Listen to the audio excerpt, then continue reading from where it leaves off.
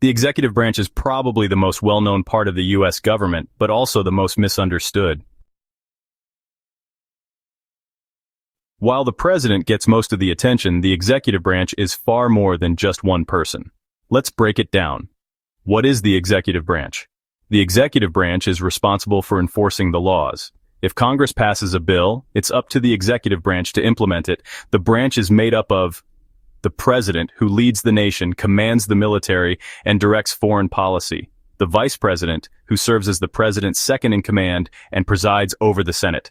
The cabinet, which includes leaders of major government agencies like the Department of Defense, Treasury, and State Department. Federal agencies like the FBI, IRS, and NASA, which help enforce federal policies and regulations. But contrary to popular belief, the president does not make laws. That's Congress's job. The president can suggest laws, sign or veto bills, and issue executive orders, but he cannot legislate. The overuse of executive orders, especially in recent years, has led to debates over whether presidents are stretching their constitutional authority. Why does the executive branch matter to you? The executive branch has huge influence over daily life. It's in charge of national security, tax collection, economic policy, and even setting the tone for the country's foreign relationships. When the president signs executive orders, appoints Supreme Court justices, or sends troops into action, it affects all of us. For example, during the Great Depression, President Franklin D. Roosevelt used executive power to launch the New Deal, which reshaped the American economy. In 2017, President Trump's executive order restricting immigration from several countries faced legal challenges, demonstrating the limits of executive power. In 2021, President Biden used executive action to halt construction of the border wall, a move that some praised while others criticized as overreach.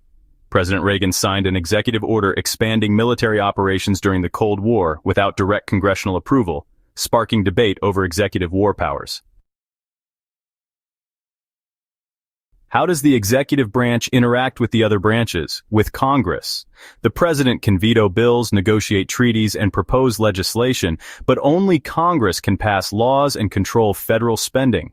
Congress also has the power to impeach the president. Both President Clinton and President Trump were impeached, though neither was removed from office. With the judiciary, the president nominates Supreme Court justices and federal judges, but the courts can strike down executive actions if they're unconstitutional. With federal agencies, the president appoints heads of federal agencies, but once in office, those agencies operate semi-independently.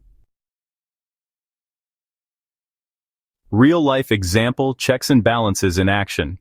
During the 1970s, President Nixon refused to turn over White House recordings related to the Watergate scandal.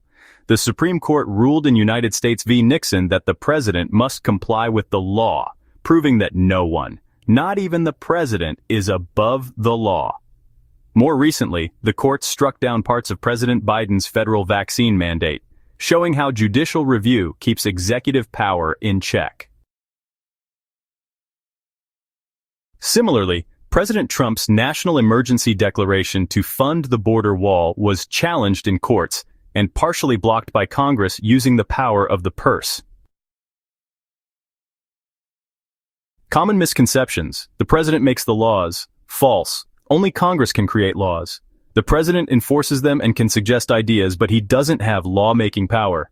Executive orders are laws. Not exactly. Executive orders direct how existing laws are enforced, but they can't create entirely new laws. This is why some executive orders get challenged in court. The president controls the economy. Not entirely. Congress controls taxation and spending, and the Federal Reserve handles monetary policy.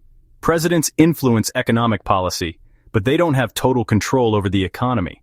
The president can declare war. No, only Congress can formally declare war. However, presidents have sent troops into combat without a declaration, like in Vietnam, Korea, and the Middle East.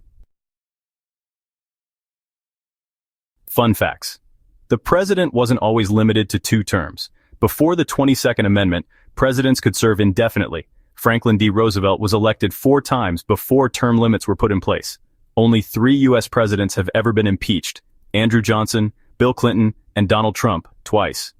None were removed from office, proving that impeachment is a political process as much as a legal one.